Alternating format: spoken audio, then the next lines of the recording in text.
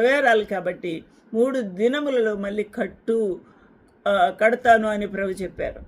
అక్కడ మార్క్ చేసి ఉన్నారు కూడా పిలాతు, శతాధిపతి, ఇంకా చాలామంది ప్రజలు 3 దినములలో దేవాలయం కట్టువాడా అని కూడా ప్రహసించారు.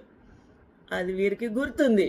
కాబట్టి ఎట్టి పరిస్థితుల్లో యేసుక్రీస్తు ప్రభు దేహము పాడవకూడదు అని 180 సేర్ల అగరు బత్తిని తెచ్చారు వాళ్ళు.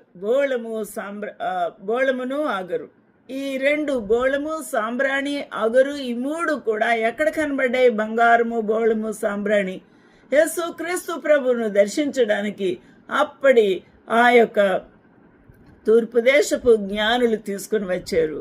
అది యేసుక్రీస్తు ప్రభు మరణానికి, ఈ సమాధికి కూడా సూచనగా ముందుగానే తెలియచేసినట్టుగానే ఇక్కడ నికోదేము ఆ యొక్క అగరును, బోళమును తీసుకుని వచ్చాడు. దేవునికి మహిమ కలుగును గాక. దాదాపు 12 మీటర్ల నార వస్త్రము, తెల్లని నార వస్త్రము పొడవున పరిచి అక్కడ 180 సేర్ల ఈ అగరు పౌడర్ని అక్కడ చక్కగా మరి పరిచి దాన్ని చక్కగా ఆ గుడ్డ నిండా నింపి యేసుక్రీస్తు ప్రభు దేహమును పరుండబెట్టి దానిని చుట్టి ఉన్నారు.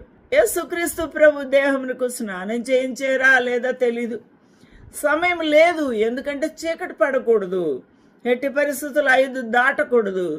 ఎందుకంటే విశ్రాంతి దినము ఎర్లీగా స్టార్ట్ అవుతుంది అక్కడ. కాబట్టి వారు పరుగున చేస్తూ ఉన్నారు.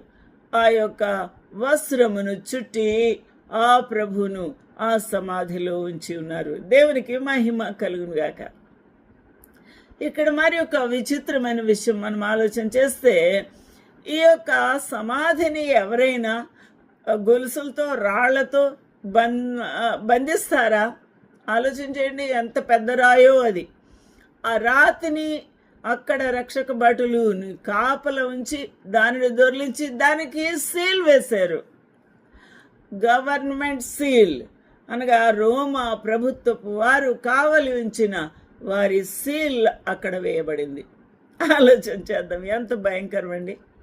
ఈరోజున యేసుక్రీస్తు ప్రభు బయటికి వచ్చేస్తాడేమో, యేసుక్రీస్తు ప్రభు ఆయన శిష్యులు సీక్రెట్గా వచ్చి ఆయన ఎత్తుకొని పోతారేమో, వెళ్ళి తీసుకొని వెళ్ళిపోయి ఆయన 3వ రోజు లేచాడు, కావాలని చూసుకొని సమాధిలో లేడు అని అంటారేమో అని భయం వారికి. యేసుక్రీస్తు ప్రభు చెప్పిన మాట కూడా దడ పుట్టి